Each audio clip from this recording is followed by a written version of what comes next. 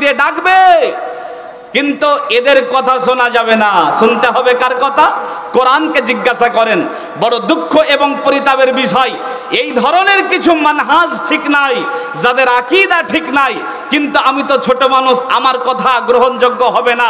আমি জানি এই ধরনের কিছু মানহাজ নেই, আকীদা ঠিক নেই। এই ধরনের কিছু আলেমদের আজকে আমরা আহলে হাদিসরা বড় ভক্ত হয়ে গেছি এবং আমাদের স্টেজগুলানে তাদেরকে প্রধান বক্তা হিসাবে নিয়ে আসছি। বড় আশ্চর্য হলাম, আমাদের মুর্শিদাবাদের একটা বড় প্রতিষ্ঠান, যেই প্রতিষ্ঠানে একজনকে বড় বক্তা করা হয়েছে, সে একজন পাক্কা পীর পূজারি, মাজার পূজারি, আব্দুল্লাহিল মারুফ নাম করে বলে দিলাম। আব্দুল্লাহিল মারুফ, একে নেওয়া হয়েছে। ওকে যদি আপনি শোনেন কোন দিকে গেলে আল্লাহকে পাবো, ও বলবে মাজারে সাজদা করে আল্লাহকে পাবা। এইরকম করে আর একজনকে আমরা বড় ভক্ত বানিয়ে নিয়েছি। মাথা মোটা আমরা আহলে হাদিস যে বর্ধমানের বক্তা, একটু মোটা সোটা করে নাম ইয়াসিন, ওকেও আমরা বানিয়ে নিয়েছি, কিন্তু আকীদা ঠিক নেই, ওকে আমরা প্রধান বক্তা বানিয়ে নিয়েছি।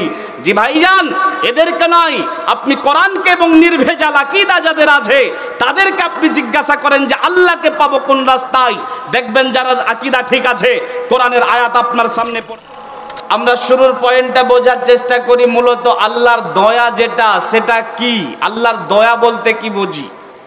আল্লাহর দয়া কি? দুটো হাদিস বলি, খুব ভালো করে শোনেন। বিসমিল্লাহির রহমানির রহিম। তাহাজ্জাতাল জান্নাতু ওয়ান নার, ক্বালাতিন নার ওসিরতু বিল মুতাজাব্বিরিন ওয়াল মুতাকাব্বিরিন। বন্ধুরে আমার, কোন একদিন জান্নাত আর জাহান্নাম দুজনাই দুজনার সঙ্গে কথা বলছে। ক্বালাতিন নার, জাহান্নাম বলছে ওসিরতু বিল মুতাজাব্বিরিন ওয়াল মুতাকাব্বিরিন, আমাকে আল্লাহ এত ভয়ানক করে কেন বানালেন, এত খতরনাক দর্দনাক করে আল্লাহ কেন বানালেন? জাহান্নাম বলে, আমার মধ্যে আল্লাহ তাদেরকে ফেলবেন যার জন্য আমাকে বানালেন। কাকে আমার মধ্যে ফেলবেন? যারা দুনিয়ায় সৈরাচারী, কালোবাজারি, দুনাম্বারি, বদমাইশি করে শয়তান মানুষ, তাদেরকে আমার মধ্যে নিক্ষেপ করবেন। জাহান্নাম যখন বলছে আমার মধ্যে স্বৈরাচারীরা প্রবেশ করবে, তার জন্য আমাকে বানানো হয়েছে। ক্বালাতিল জান্নাহ, এবারে জান্নাত বলছে ফামালি, আমি আমার জন্য মনে করছি লা ইয়াদখুলুনি, কেউ আমার মধ্যে প্রবেশ করবে না, ইল্লা যুআফাউন নাস ওয়া সাকাতুহুম আগিরাতুহুম। জান্নাত বলছে আমাকে আল্লাহ এত সুন্দর করে সুসজ্জিত করে, এত সুন্দর করে বানালেন এই কারণে যারা আমার মধ্যে প্রবেশ করবে তারা হলো অভাবী, দরিদ্র, পিছিয়ে পড়া মানুষ, এরা আমার মধ্যে প্রবেশ করবে। এই নবীর উম্মতের দল, আল্লাহর গোলামেরা ভালো করে শ্রবণ করে নেন। জাহান্নাম বলছে স্বৈরাচারী আমার মধ্যে আসবে, আর জান্নাত বলছে অভাবী আমার মধ্যে আসবে। আমার আল্লাহ জান্নাত আর জাহান্নামের কথা শ্রবণ করলেন, করার পরে জাহান্নামকে ডেকে বলছেন, জাহান্নাম তুমি হলে আমার আযাব, তুমি হলে আমার রাগ, তুমি হলে আমার ক্ষোভ। উআযিবু বিকি মান আশাউ মিন ইবাদি, যার প্রতি আমার কোনো দয়া থাকবে না, যার প্রতি আমার কোনো রহম থাকবে না, যার প্রতি আমার রাগ থাকবে, আমি তাকে তোমার মধ্যে প্রবেশ করাবো। আর আল্লাহ জান্নাতকে ডেকে বললেন, জান্নাত তুমি হলে আমার দয়া, জান্নাত তুমি হলে আমার রহম। আরহামু বিকি মান আশাউ মিন ইবাদি, যার প্রতি আমার রহম থাকবে, যার প্রতি আমার করুণা ময়ার ভালোবাসা থাকবে, আমি তাকে তোমার মধ্যে প্রবেশ করাবো। আল্লাহ জান্নাতকে ডেকে বললেন, জান্নাত তুমি আমার দয়া। তাহলে আল্লাহর দয়ার অপর নাম হচ্ছে জান্নাত, আল্লাহর ভালোবাসার নাম হচ্ছে জান্নাত। আমি আপনাকে বোঝাচ্ছি আল্লাহর দয়া বা ভালোবাসা কি। আল্লাহর দয়া বা ভালোবাসার অপর নাম হচ্ছে জান্নাত। আর একটা হাদিস শুনুন, আবু হুরায়রা রাদিয়াল্লাহু তাআলা আনহু বলেন, আল্লাহর নবী জনাবি মুহাম্মদুর রাসূলুল্লাহ সাল্লাল্লাহু আলাইহি ওয়াসাল্লাম বলছেন, মহান আল্লাহ আসমানের উপর থেকে দুনিয়ার দিকে দৃষ্টি দেন। পৃথিবীর কোন মানুষকে যখন আল্লাহ ভালোবেসে ফেলেন, নাদা জিবরিল, জিবরিল আমিনকে ডাকেন। ডাকার পরে বলেন, জিবরিল পৃথিবীর দিকে দেখো, ওই যে ব্যক্তিকে দেখা যায় আমি আল্লাহ ওকে ভালোবেসে ফেলেছি, অতএব ও জিবরিল তুমিও তাকে ভালোবাসবে। এবারে জিবরিল আমিন তাকে ভালোবাসতে লাগেন। জিবরিল আমিন ভালোবাসার সাথে সাথে আসমানের উপরে এলান করে দেন, আসমানের উপরে যত ফেরেশতা আছে সকলে তাকে ভালোবাসতে লাগে। নবী আমার বলেন, সুম্মা ইউযাউ কাবুলু ফিল আরদ, এবারে ওই ব্যক্তিটা দুনিয়ায় সবার কাছে গ্রহণীয়, বরণীয়, আদরের পাত্র হয়ে যায়। এর নাম আল্লাহর দয়া, আল্লাহর ভালোবাসা। আল্লাহর দয়া পেলেন মানে পরকালে জান্নাত পেলেন। আল্লাহর দয়া ভালোবাসা পেলেন এর মানে দুনিয়াতে সম্মান পেলেন, ফেরেশতাদের ভালোবাসা পেলেন। আল্লাহ ফেরেশতাদেরকে ভালোবাসতে বলেন, এর নাম আল্লাহর দয়া। সম্মানিত সুধী মণ্ডলী, যেহেতু সময় অতীব স্বল্প, যার জন্য চলেন আপনাকে আমি দেখাই আল্লাহর দয়ার পাওয়ার কতটুকু।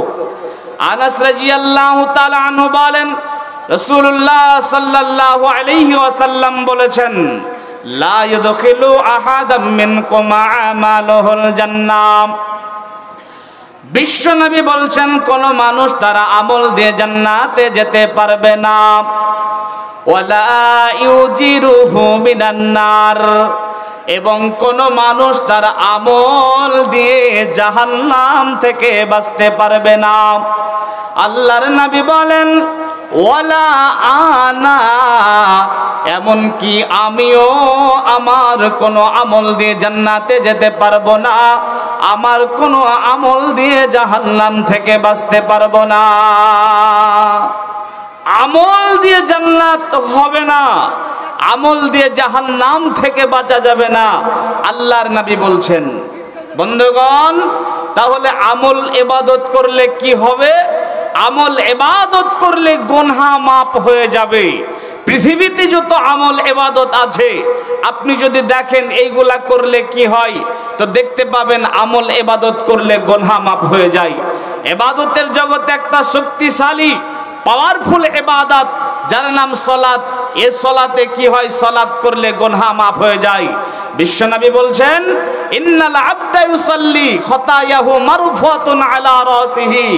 যখন আল্লাহর বান্দা সালাতে দাঁড় হয় তখন তার সব গুনাহ মাথার উপরে চলে যায়। যতবার সাজদা করে গুনাহ ঝরে যায়। এমনি করে যখন সালাত শেষ করে তখন তার গুনাহ ঝরে ঝরে শেষ হয়ে যায়। তাহলে সালাত নামক ইবাদত করলে কি হয়? গুনাহ ঝরে যায়। সিয়াম পালন করলে কি হয়? বিশ্বনবী বলেছেন, গুফিরা লাহু মা তাকাদ্দামা মিন জামবিহি। তার জীবনের যত গুনাহ আছে সবগুলা মাফ হয়ে যায়।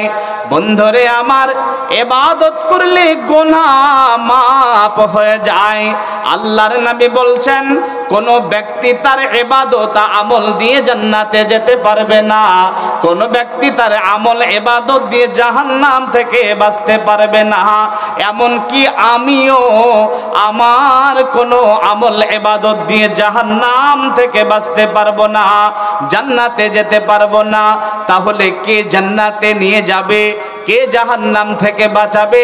বিশ্বনবী বলেন, ইল্লা বিরাহমাতি, যে জান্নাতে নিয়ে যাবে, যে জাহান্নাম থেকে বাঁচাবে, তার নাম হলো আল্লাহর দয়া।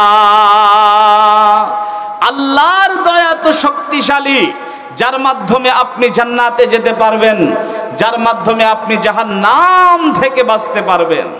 বন্ধুগণ বলেন তো, ইবলিস ইবাদত করেছিল না করেছিল না? ইবলিস ইবাদত করেছিল না? ইবলিস ইবাদত করার পরে কোথায় যাবে? জাহান্নাম যাবে। কেন? তার কারণ হচ্ছে ইবলিস আল্লাহর রহম থেকে, আল্লাহর ভালোবাসা থেকে নিরাশ হয়েছিল। ওই ইবাদত দিয়ে কোনো কাজ হবে না, ওকে জাহান্নাম যেতে হবে। ইবাদতে নয়, আল্লাহর দয়ার মাধ্যমে জান্নাত যাওয়া সম্ভব। সম্মানিত ভাইরা, আসুন আমরা আল্লাহর এই দয়া পাবো কি করে? আজকে যদি আপনি সারা পৃথিবীর দিকে দেখেন, তাহলে দেখতে পাবেন হাজারো মানুষ হাজারো পথ পদ্ধতি অবলম্বন করেছে শুধুমাত্র আল্লাহর দয়া, আল্লাহর ভালোবাসা পাওয়ার জন্য।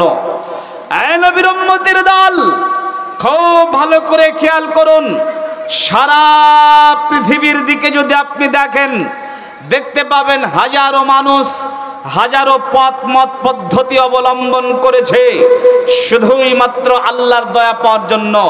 পৃথিবীর মাটিতে এমন কিছু মানুষ আপনার নজরে পড়বে, যাদের মাথার চুল যত বড়, মুছ তত বড়, দাড়ি তত বড় সমান হারে বাড়িয়েছে। এমন ৫-৭ জন এক জায়গাতে বসে তারা ঢোল বাজাচ্ছে, গান করছে, গাঞ্জার কলকিতে টান মারছে আর বলছেন, নবীজি আশিক বানায়া কই গেলেন হারায়া। ওদেরকে যদি আপনি জিজ্ঞাসা করেন যে তুমি এমনটা কেন করছো, দাড়ি মুচুল সমান হারে বাড়িয়েছো, আবার গাঞ্জার কলকেতেও টান মারছো, আবার বলছো নবীজির আশিক বানায়া কই গেলেন হারায়া, ও আপনাকে বলবে এই রকম ভাবে জিন্দেগি যাপন করছি এই কারণে আল্লাহর দয়া পাবো সেই জন্য। ও ভেবে নিয়েছে আল্লাহর দয়া পাওয়ার জন্য এই রকম ভাবে চললে আল্লাহকে পাওয়া যাবে। আল্লাহকে পাওয়ার জন্য তারা ওই পথ পদ্ধতি অবলম্বন করেছে। আবার কিছু মানুষ দেখবেন ট্রান্সজেন্ডার, তারা তাদের লিঙ্গকে চেঞ্জ করে ফেলে। কেন করে জানেন? ছেলে মানুষ অথচ মহিলা হয়ে গেল, চুল দাড়ি মুছ কেটে ফেললো, সমান যা চুল দাড়ি মুছ ছিল সাফ সুতরা করে নিল, একেবারে সুন্দর করে মহিলা সাজলো, কান মাসি পরলো, নাক মাসি পরলো, এইরকম করে মহিলা সাজলো। সাজার পরে নিজের বাড়িতে যায়, যাওয়ার পরে বিবিকে বাড়ি থেকে বের করে দেয়, বলে সর্বনাশী আমার বাড়ি থেকে বের হ, আমার বাড়ি থেকে বের করে দেয়। এরপরে মহিলা সেজে বাকি জীবন কাটায়, শাড়ি পরে, ওড়না পরে, ছায়া ব্লাউজ পরে মহিলা সেজে জিন্দেগি যাপন করে। ওকে যদি আপনি জিজ্ঞাসা করেন তুমি এমনটা কেন করছো, তখন সে আপনাকে বলবে যে আমি স্বপ্ন দেখেছি আল্লাহর সাথে আমার বিবাহ হয়েছে। বলেন নাউজুবিল্লাহ। ওর দাবি কি? আল্লাহর সঙ্গে নাকি বিবাহ হয়েছে। সে বলে আমি যদি এখন নিজেই আল্লাহর বউ হই, তা আমার আবার কিসের বিবি প্রয়োজন? আমি মহিলা সেজে জিন্দেগি যাপন করব, আমার কোনো বউয়ের প্রয়োজন নেই, স্ত্রীর প্রয়োজন নেই।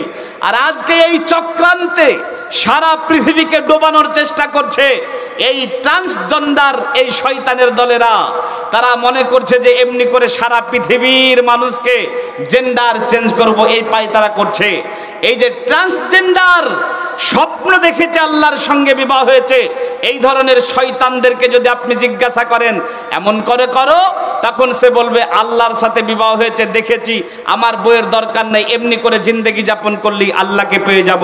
বলেন নাউজুবিল্লাহ।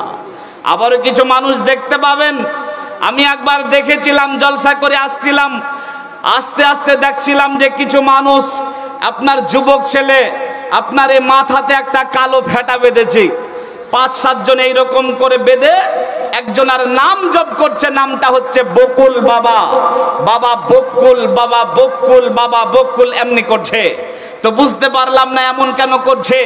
একটুখানা গাড়িটা যখন সামনে এগিয়ে গেল, তখন দেখলাম একটা যুবক মানুষ, যার পরনে জামা প্যান্ট, পায়জামা, প্যান্টি, জাঙ্গিয়া কিচ্ছু নাই, একেবারে উলঙ্গ হয়ে আছে, আর ওর কাছে কিছু যুবতী সুন্দরী মহিলারা গেছে। যাওয়ার পরে ওর কাছে গিয়ে গলায় ঢোল আছে, ঢোলে বাড়ি মারছে, আর ওই ন্যাংটার চারপাশে ঘুরছে আর বলছে, একটা জ্ঞানের বাতি জ্বালায়া দাও ন্যাংটা বাবা আমার অন্তরে। আরে যেই বাতিটা দিয়ার ন্যাংটা দেখবো আমি তোমারে, দিনে ন্যাংটা রাতে ন্যাংটা, ন্যাংটা থাকে আমার অন্তরে, ন্যাংটার কথা মনে পড়ে মন থাকে না সংসারে। বলেন নাউজুবিল্লাহ। এখানে তিনটা মানুষ দেখেন, ভালো করে লক্ষ্য করেন। এক, ন্যাংটার নাম জপ করছিল। দুই, ন্যাংটার কাছে সাহায্য চাচ্ছিল। তিন, ন্যাংটা হয়েছিল। ওদের তিনজনের উদ্দেশ্য দেখুন। যেই ব্যক্তি ন্যাংটার নাম জপ করছিল, ওকে যদি আপনি বলেন তুমি আল্লাহর নাম জপ করা বাদ দিয়ে ন্যাংটার নাম কেন জপ করো, তখন সে আপনাকে বলবে এই ন্যাংটার নাম জপ করলি আল্লাহকে পাওয়া যাবে। এবারে দ্বিতীয়, যে ন্যাংটার কাছে জ্ঞানের ভিক্ষা চাইছিল, ওকে যদি আপনি জিজ্ঞাসা করেন যে তুমি আল্লাহর কাছে চাও, আল্লাহ বলেছেন ওয়াকালা রাব্বুকুম উদউনি আস্তাজিব লাকুম, আল্লাহর কাছে চাইলেই পাওয়া যাবে, আল্লাহ বলেছেন। আল্লাহর কাছে বাদ দিয়ে ন্যাংটার কাছে কেন চাচ্ছ? সে আপনাকে বলবে এই ন্যাংটার কাছে চাইলেই আল্লাহকে পেয়ে যাব। এবারে যে ন্যাংটা হয়ে থাকে, ওকে আপনি জিজ্ঞাসা করেন, যুগ জামানা এত এগিয়ে গেল, মানুষ সারা পৃথিবীকে হাতের মুঠোয় করলো, শয়তান কোথাকারে, এই সময় তোমাকে জামা প্যান্ট পরতে হবে, এই সামান্য বোধগম্যটুকু নেই, কেন তুমি ন্যাংটা হয়ে থাকো? তখন সে আপনাকে বলবে যারা বেশি খরচ করে তারা শয়তানের ভাই। কি বলবে? যারা বেশি খরচ করে তারা শয়তানের ভাই। সে বলবে পৃথিবীতে যখন এসেছিলাম ন্যাংটা হয়ে এসেছিলাম, এখন যদি জামা প্যান্ট পরি তাহলে তো বেশি খরচা হয়ে যাবে, অতএব বেশি খরচ করব না, ন্যাংটা হয়ে থাকবো। ন্যাংটা হয়ে থাকে ওরও একটা উদ্দেশ্য, ও ভেবেছে এমনি করে থেকে আল্লাহকে পাওয়া যাবে। আল্লাহকে পাওয়ার জন্য আজ সারা পৃথিবীর দিকে দেখেন, রাস্তা দিয়ে যাবেন, একটা চার চাকা গাড়ি যাচ্ছে, একটা লরি যাচ্ছে, ট্রাক যাচ্ছে, দেখবেন ওটার সামনে একটা চপ্পল ঝুলিয়ে রেখেছে। আপনি জিজ্ঞাসা করেন তোমার এত দামি সম্পদের সামনে কেন ছিঁড়া চপ্পলটাকে ঝুলিয়ে রাখলে?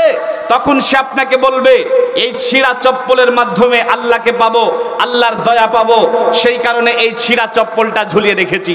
বাংলাদেশে গেলাম, দেখ কিছু মানুষ দেখা যাচ্ছে, মুরব্বী মানুষ, আপনার জুব্বা পরে আছে, টুপি পরে আছে, সুন্দর চেহারা, সুন্নাতি চেহারা, ও পেশাব করলো, বেটা পানি নিল না, পেশাব করে পানি নাই না। ওকে জিজ্ঞাসা করেন পানি কেন নিলা না? তখন সে বলবে যেই পানির জন্য হাসান আর হুসাইন কারবালাতে শহীদ হয়েছে, সেই পানি আমি ওই কাজে ব্যবহার করব, পেশাব করে পানি নাই না। ওকে বলেন আচ্ছা পানি নিলেন না, ঢেল মাটি এইগুলো তো ব্যবহার করতে পারেন। তখন সে বলবে বেটা পাগল হইছো, যেই মাটি দিয়ে আল্লাহ আদম রে বানাইছে সেই মাটি আমি ওই কাজে ব্যবহার করব। পেশাব করে পানি নাই না, পায়খানা করে পানি নাই না। বলেন তো এমনি করে জিন্দেগি যাপন করা সহজ? কথা বলেন সহজ? একবার আপনি পারবেন? সম্ভব না। কিন্তু ও পেশাব করে পানি নাই না, পায়খানা করে পানি নাই না, অমনি করে জিন্দেগি যাপন করে। ওকে যদি আপনি জিজ্ঞাসা করেন তুমি এমন কেন করছো, তখন সে বলবে এমনি করে চলে আল্লাহকে পাবো, আল্লাহর দয়া পাবো, এই কারণে এমনটা করছি। বন্ধুগণ, এমনি করে সারা পৃথিবীর দিকে যদি আপনি তাকান, হাজারো মানুষ হাজারো পথ পদ্ধতি অবলম্বন করেছে শুধুমাত্র আল্লাহকে পাওয়ার জন্য। আমাদের পার্শ্ববর্তী একটা জেলা আছে, জেলাটার নাম হচ্ছে পাথর চাপড়ি। ওইখানে একটা মাজার আছে, দাতা মাহবুব শাহর মাজার। ওই মাজারে মানুষজন যায়, যাওয়ার পরে বলে বাবা মানিক পীর তোমার নামে খাইয়া দিব 700 ফকির, একটা ছেলে দাও তুমি, জোড়া খাসি দেবো আমি, তোমার নামে খাইয়া দিব দুধে ভাতে ক্ষীর, বাবা মানিক পীর। তা আমি ভগলদিঘি মাদ্রাসাতে পড়তাম বীরভূমে, বাচ্চা যখন ছিলাম, আদনাতে পড়ি সম্ভবত। একবার আমরা কয়েকজন ছাত্র মিলে ঘুরতে গেলাম ওইখানে। যাওয়ার পরে দেখছি এমনি করে সেজদা করে মানাত করছে আর সন্তান চাচ্ছে। তো আমাদের চিন্তা হলো যে এর আবার কি পাওয়ার ক্ষমতা আছে, সন্তান দিতে পারে। ওর পাওয়ার ক্ষমতা জানার জন্য ওর জীবনী পড়তে আরম্ভ করলাম। ওই জায়গাতেই 5 টাকা দিয়ে কিনে পাওয়া যাচ্ছিল একটা বই, বুকলেট, কয়েক পৃষ্ঠার বই। পড়তে পড়তে এই পৃষ্ঠা সেই পৃষ্ঠা দেখি, পড়তে পড়তে দেখি যে দাতা মাহবুব শাহ নিজেই বাঝা, ওরই কোনো সন্তান ছিল না। এখন বাঝার কাছে যায় মানাত করে আর সন্তান চাই। ওর কাছে যারা সেজদা করছে ওদেরকে জিজ্ঞাসা করেন কেন সেজদা করছো, তখন সে বলবে একে সেজদা করার মাধ্যমে আল্লাহকে পাবো, আল্লাহর দয়া পাবো। মাজারে যাই, চাদর দেয়, আগরবাতি দেয়, ফুল দেয়, মানাত করে, যাই করে না কেন ওদের উদ্দেশ্য একটাই যে এমনি করলেই আল্লাহকে পাওয়া যাবে। এমনি করে যদি আপনি সারা পৃথিবী দেখেন, স্বল্প সময় আপনাকে আমি বলতে পারছি না, হাজারো পথ পদ্ধতি আছে যেইগুলা বলা সম্ভব নয়। এমন নোংরা নোংরা যদি আপনাকে বলি আপনার রাতের ঘুম হারাম হয়ে যাবে, চিন্তায় পড়ে যাবেন যে মানুষ এমনটা করে আল্লাহকে পাওয়ার জন্য। এরকম হাজারো পদ্ধতি পৃথিবীর মানুষ বানিয়ে নিয়েছে। চলেন আপনি জিজ্ঞাসা করেন কোরআনকে, কোরআন তুমি বলে দাও এত পথ পদ্ধতি, এর মধ্যে আল্লাহকে পাবো কি করে? আল্লাহকে পাওয়ার রাস্তা কোনটা? কোন হুজুর এদের পরে একবারে এদের পরেই ভরসা করবেন না। তার কারণ যে যে মতবাদের সে সেই দিকে ডাকবে। একটা ছেলে 4 রাস্তার মোড়ে দাঁড়িয়ে আছে, যাবে কলকাতা। তো একজন মুরব্বী এসে বলছে কোথায় যাবা? তো বলে কলকাতা যাব। বলছে পূর্ব দিকে চলে যাও, ওই দিকে কলকাতা। তখন ছেলেটা পূর্ব দিকে চলে গেল, পূর্ব দিকে দাঁড়িয়ে আছে। আরেকজন মুরব্বী এসে বলছে কোথায় যাবা? তো বলে কলকাতা যাব। বলছে পাগল, এই দিকে কলকাতা না, পশ্চিম দিকে চলে যাও। বেচারা দৌড়ল পশ্চিম দিকেই। এখন পশ্চিম দিকে দাঁড়িয়ে আছে, আরেকজন এসে বলছে কলকাতা যাবো, তো এদিকে কলকাতা না, উত্তর দিকে যাও। আরেকজন এসে বলছে কলকাতা দক্ষিণ দিকে, ওদিকে যাও। এখন যাবে কোন দিকে? যে যে মতবাদের সে সেই দিকে ডাকবে।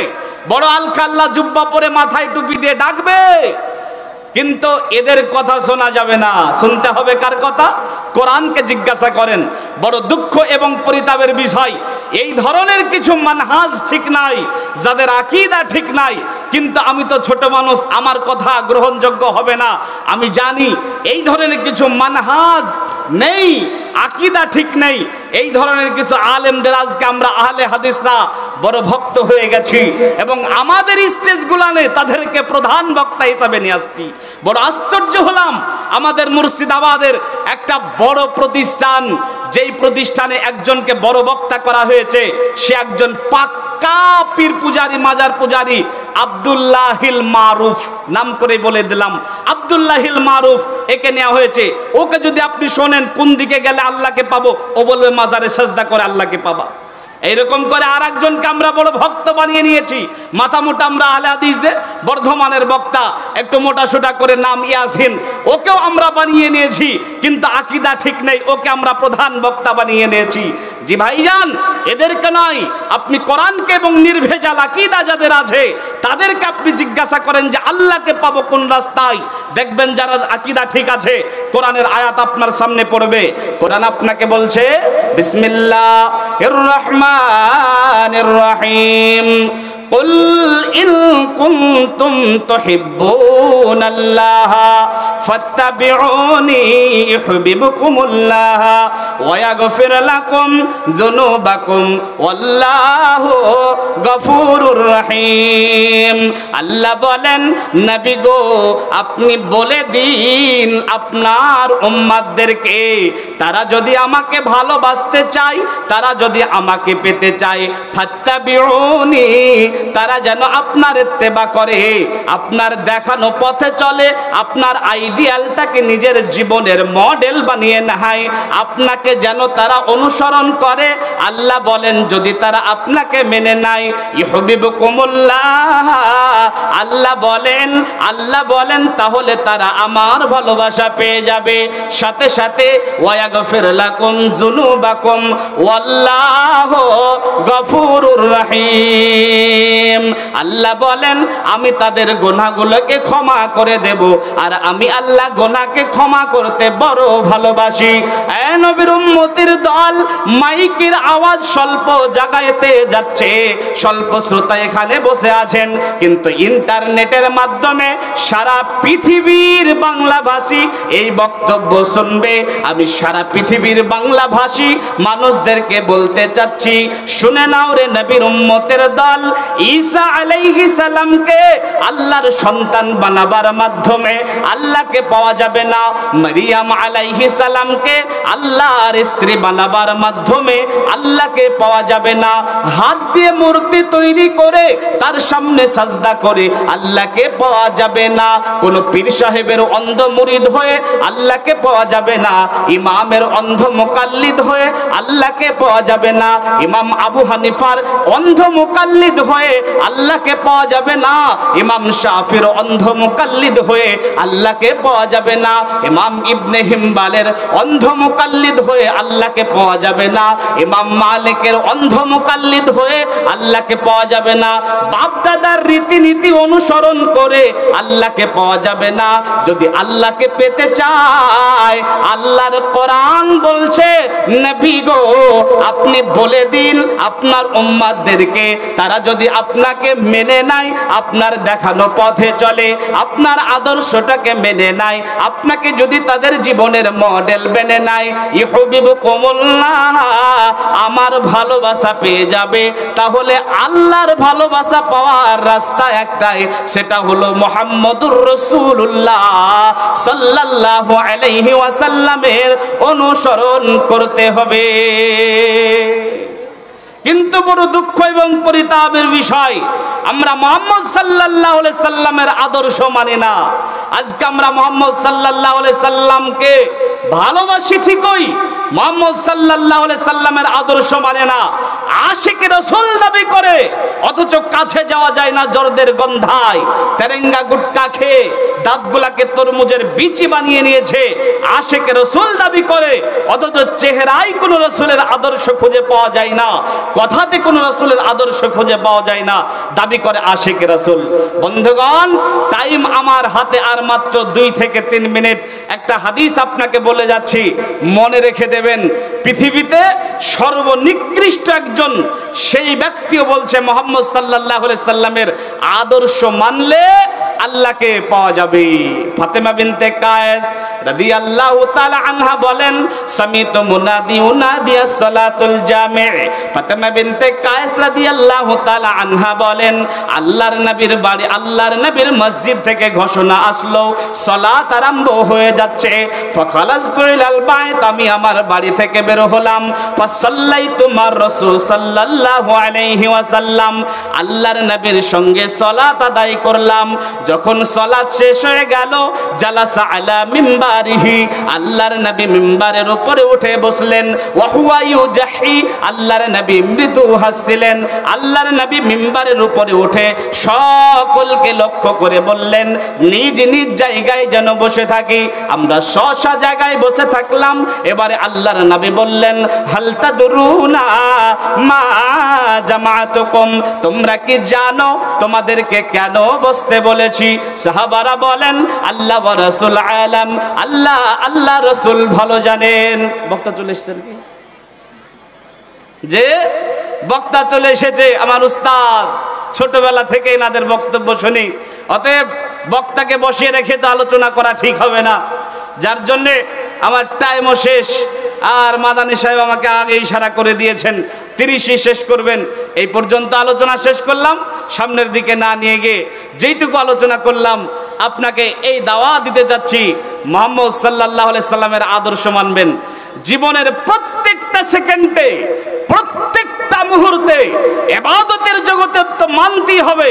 আপনার সালাত, আপনার সিয়াম, আপনার হজ, আপনার যাকাত, আপনার তাহাজ্জুদ, আপনার জিকির, আপনার আজকার, আপনার দরুদ, এগুলা তো মুহাম্মদ সাল্লাল্লাহু আলাইহি সাল্লামের আদর্শ মানতেই হবে। আপনি বাধ্য, চলার জীবনেও মুহাম্মদ সাল্লাল্লাহু আলাইহি সাল্লামের আদর্শ মানতে হবে। জীবনের প্রত্যেকটা সেকেন্ডে উঠতে বসতে শুতে চলতে আপনার নেতা হচ্ছে মুহাম্মদুর রাসূলুল্লাহ সাল্লাল্লাহু আলাইহি সাল্লাম। যদি ওনার আদর্শ মেনে নিতে পারেন তাহলে আল্লাহকে পাবেন, আল্লাহর দয়া পাবেন। আসসালামু আলাইকুম ওয়া রাহমাতুল্লাহ।